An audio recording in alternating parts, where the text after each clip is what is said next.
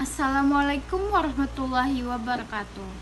Perkenalkan, nama saya Nafla Syalia Abkar dari kelas 12C. Di sini saya akan menjelaskan mata pelajaran PKN materi pelanggaran hak dan kewajiban sebagai warga negara. Nah, sebelum kita masuk ke dalam contoh pelanggaran, kita pahami dulu nih teman-teman, apa sih hak dan kewajiban? Nah, hak adalah segala sesuatu yang mutlak yang menjadi milik kita dan boleh kita nikmati. Misal contohnya gini teman-teman, misalnya hak atas pendidikan, hak atas keamanan, hak kesehatan, hak kebebasan berpendapat, dan hak mendapatkan perlindungan hukum. Itu sangat hak ya guys gitu. Nah, sedangkan kewajiban adalah segala sesuatu yang harus kita lakukan sebagai tanggung jawab kita nih, terutama terhadap negara dan orang lain. Misalnya gini teman-teman, kita kan di lampu lalu lintas itu kan, berarti kita harus menaati aturan yang ada di sana. Tidak boleh asal nerobos doang. Terus kita wajib membayar pajak, wajib menjaga ketertiban umum, wajib menghargai hak orang lain, dan ini paling gongnya ini kewajiban ikut serta membela negara. Nah, jadi kesimpulan dari hak dan kewajiban itu dia tuh harus berjalan dengan seimbang teman-teman. Kita boleh menuntut hak, tetapi kita juga harus memenuhi kewajiban. Jika salah satunya tidak sejalan, maka itu akan terjadi pelanggaran. Begitu teman-teman. Nah, kita masuk ke dalam pengertian dari pelanggaran hak dan kewajiban. Misal pelanggaran hak itu terjadi ketika seseorang tidak mendapatkan hak yang seharusnya mereka terima. Sedangkan pelanggaran kewajiban terjadi ketika seseorang tidak melaksanakan kewajiban yang harusnya mereka lakukan. Kedua pelanggaran ini nih harus ini itu merugikan diri sendiri teman-teman. Merugikan diri sendiri, orang lain maupun negara.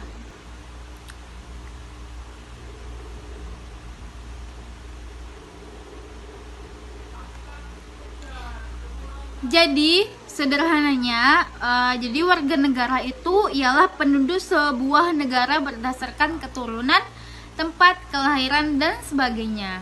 Nah, kita tuh masuk ke dalam asasnya teman-teman. Jadi asas kewarganegaraan itu ada dua teman-teman. Yang pertama ada ius sanguinicis, itu berdasarkan darah atau keturunan. Yang kedua ada ius soli, berdasarkan tempat kelahiran teman-teman. Warga negara menuntut Undang-Undang Dasar Negara Republik Indonesia tahun 1945 pasal 26 yang berbunyi seperti ini. Yang menjadi warga negara ialah orang-orang bangsa Indonesia asli dan orang-orang yang bertempat tinggal di Indonesia. Nah, itu tuh sebagai warga negara. Terus tuh yang kedua ialah penduduk warga negara Indonesia dan orang asing yang bertempat tinggal di Indonesia. Terus yang ketiga adalah hal-hal mengenai warga negara dan penduduk diatur dengan undang-undang. Nah, itu tuh warga negara ya, teman-teman.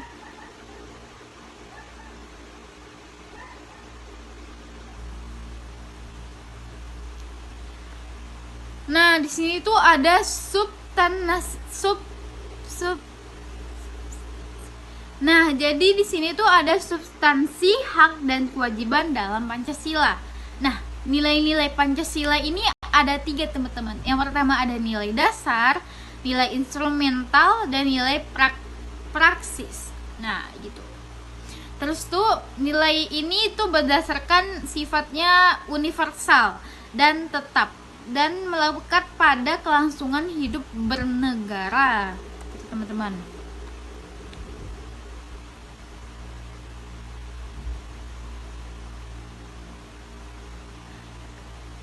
Jadi nilai instrumental itu dalam Pancasila tuh hak atas kewarganegaraan pasal 26 ayat 1 dan 2. Kesamaan penduduk pasal 27 ayat 1, hak atas pekerjaan yang layak pasal 27 ayat 2, kemerdekaan berkumpul dan berserikat Terus tuh yang terakhir adalah hak mendapatkan pendidikan.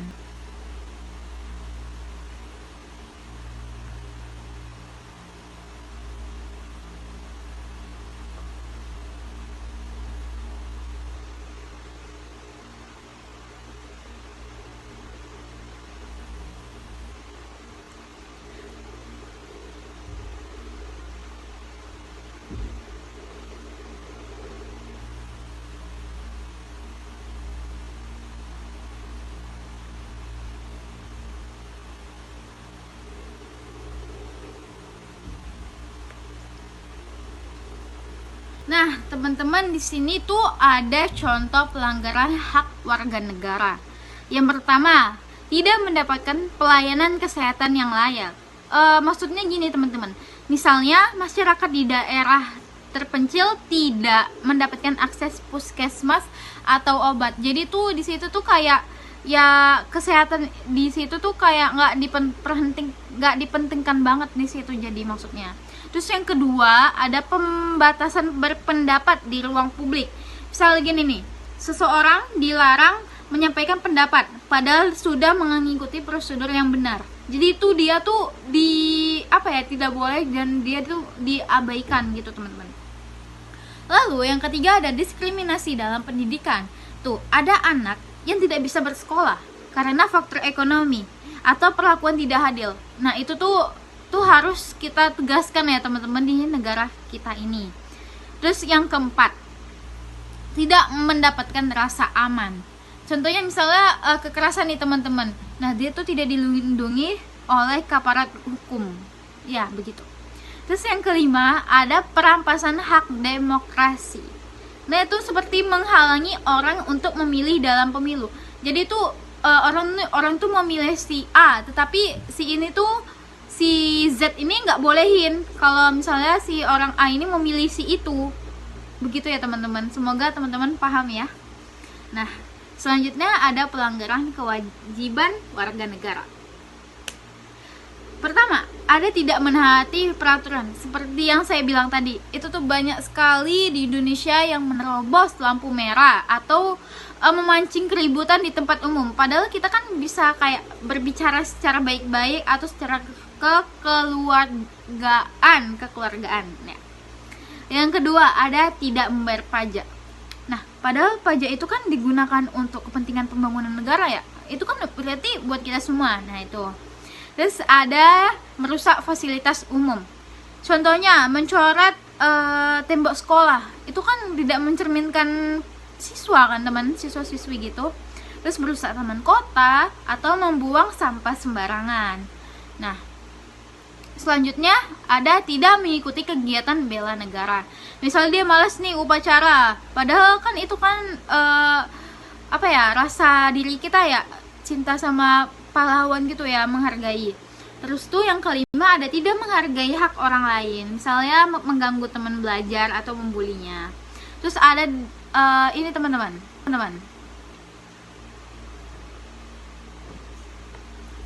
Nah, mengapa sih terjadi pelanggaran hak dan kewajiban?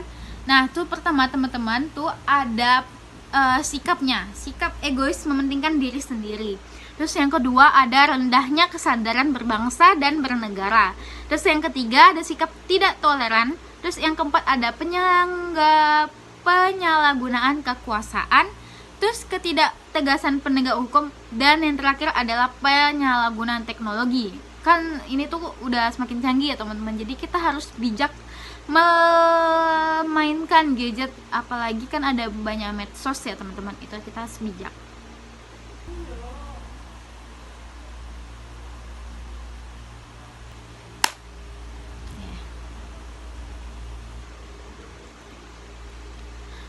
Nah, teman-teman, dari uraian tadi kita dapat simpulkan nih bahwa hak dan kewajiban adalah dua hal yang tidak dapat dipisahkan. Itu harus barengan. Negara berkewajiban melindungi hak warganya, tetapi warga negara juga harus melaksanakan kewajibannya. Jika kedua hal ini seimbang, maka kehidupan masyarakat akan menjadi aman, tertib, dan sejahtera. Sekian yang dapat saya jelaskan materinya. Wassalamualaikum warahmatullahi wabarakatuh.